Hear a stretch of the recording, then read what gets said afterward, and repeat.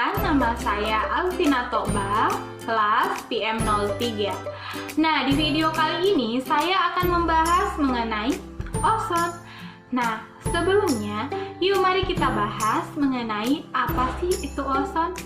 Nah, teman-teman, ozon atau biasa dikenal dengan O3 terdiri dari 3 molekul oksigen dan amat berbahaya pada kesehatan manusia.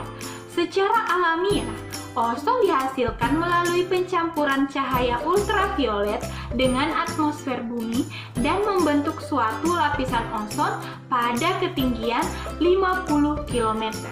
Nah, sempat disinggung bahwa ozon membentuk lapisan ozon. Nah, lapisan ozon adalah lapisan di atmosfer pada ketinggian 20 hingga 35 km di atas permukaan bumi yang mengandung molekul-molekul ozon tentunya. Nah, konsentrasi ozon di lapisan ini mencapai 10 ppm dan terbentuk akibat pengaruh sinar ultraviolet matahari. Nah, itulah pembahasan saya mengenai ozon dan lapisan ozon. Nah, selanjutnya mari kita bahas mengenai stratosfer yang berkaitan juga dengan ozon. Nah, stratosfer adalah lapisan kedua dari atmosfer bumi, terletak di atas troposfer dan di bawah mesosfer. Nah, ketebalan stratosfer sekitar 15 hingga 55 km. Nah, di lapisan ini terdapat lapisan ozon yang terbentuk pada ketinggian 20 km. Nah, lapisan ozon berfungsi menyerap radiasi sinar matahari sehingga melindungi bumi dari bahaya radiasi sinar tersebut.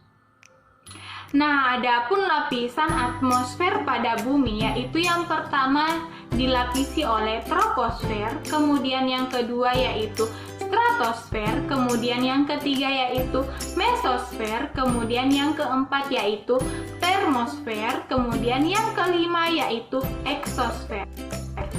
Nah, selanjutnya mari kita bahas mengenai bahan perusak ozon atau biasa dikenal dengan BPO dan penggunaannya. Nah, dalam kehidupan sehari-hari masih saja ditemukan BPO dan penggunaannya. Nah, padahal penggunaan bahan perusak ozon ini menjadi pemicu utama menipisnya lapisan ozon di samping penggundulan hutan dan gas buang kendaraan pada motor maupun pabrik. Nah, adapun bahan-bahan perusak ozon dan penggunaannya antara lain yaitu klorofluorkarbon atau biasa dikenal dengan CFC.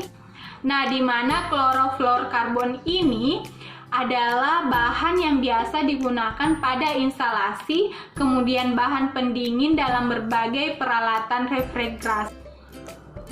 Kemudian biasa juga digunakan sebagai bahan pelarut dan pembersih. Nah, barang-barang yang kerap menggunakannya adalah seperti lemari es, kemudian air conditioner atau AC, kemudian biasa juga disebut aerosol.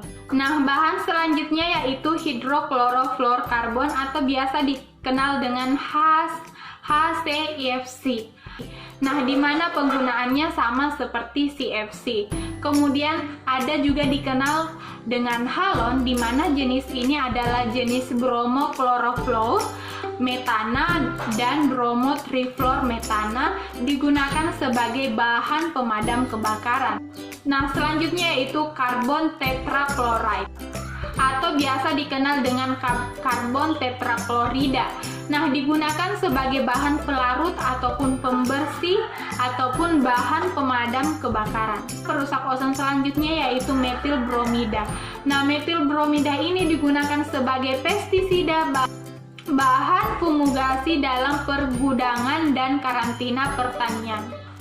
Nah, itulah tadi bahan perusak ozon dan penggunaannya. Nah, selanjutnya dalam memelihara lapisan ozon, seluruh masyarakat tentu harus bertindak, yaitu dengan cara mengurangi penggunaan bahan-bahan yang telah saya sebutkan tadi, ataupun menghindari bahan-bahan rumah tangga yang mengandung zat-zat yang dapat merusak lapisan ozon. Nah, selanjutnya yaitu menggunakan selalu produk-produk yang berlogo ramah ozon, bisa dilihat pada gambar di samping.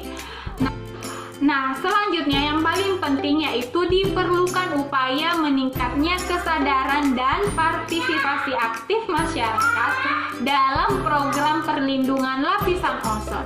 Pemahaman mengenai penanggulangan penipisan lapisan ozon, memperkenalkan bahan, proses, produk, dan teknologi yang tidak merusak lapisan ozon dengan cara mengadakan seminar Save Our Earth.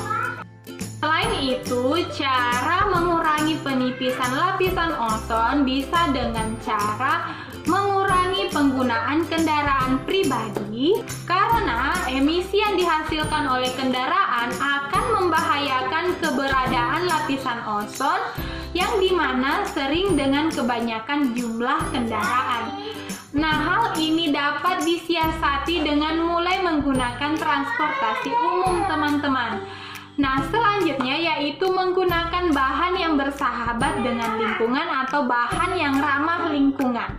Nah, bahan ramah lingkungan dapat juga digunakan pada bidang pertanian yang dimana sebaiknya menghindari penggunaan pestisida. Nah, langkah selanjutnya yaitu melakukan penghijauan. Nah, yuk mari gerakkan penghijauan seperti menanam pohon. Nah, selanjutnya yaitu mengurangi penggunaan listrik. Karena banyaknya yang tidak menyadari bahwa penggunaan listrik ternyata juga ikut mempengaruhi kondisi lapisan ozon, di mana perusahaan listrik menghasilkan listrik dengan bahan bakar batu bara. Nah, sisa pembakaran batu bara sendiri dapat menghasilkan karbon monoksida yang juga berperan dalam penipisan ozon. Nah, itulah penjelasan saya mengenai ozon maupun lapisan ozon, stratosfer, kemudian bahan perusak ozon dan cara penanganannya atau penanggulangannya. Nah, sampai jumpa di video selanjutnya.